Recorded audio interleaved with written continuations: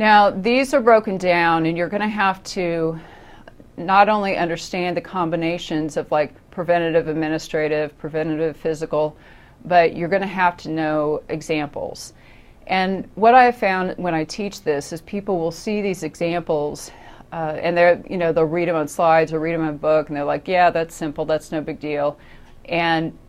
But what you have to realize is that you're going to get a question on just one of them pulled out. When they're all listed, when all the controls are listed with a headline, it makes a lot of sense. But if you get one of those pulled out, is it actually a recovery control? Is it a detective control? Is it administrative? Is it physical? So don't just blow that off. You really need to pay attention, because you're going to get some questions that could be tricky about concepts that are actually pretty easy.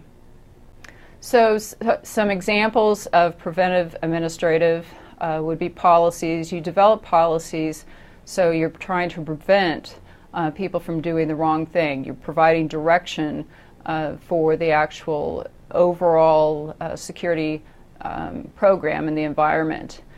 The hiring practices, you're trying to prevent from getting bad people in. Security awareness, you're trying to prevent from the users not doing what they're supposed to. Separation of duties. Now, how do you think separation of duties is a preventive control? Well, separation of duties means that you take one task that's critical to the company and you split it up, and not just one person can carry out this critical task. So what you're trying to do is you're trying to prevent fraud.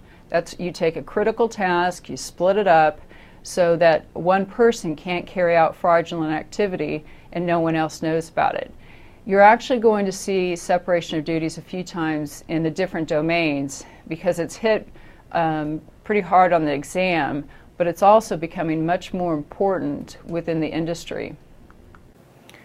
So preventive physical, we're trying to prevent something bad. We have physical controls for that. Like I said, to remove the CD-ROM so somebody can't steal sensitive data, locking the computers, fences, locks, man traps. A lot of those things we're actually going to talk about when we go into the physical security domain.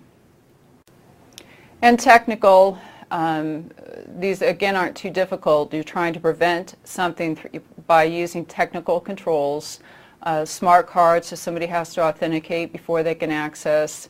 Callback systems, which means that if you're remote, you're calling into an access server, and it will drop the line and call you back to make sure you are who you say you are. It's part of the authentication.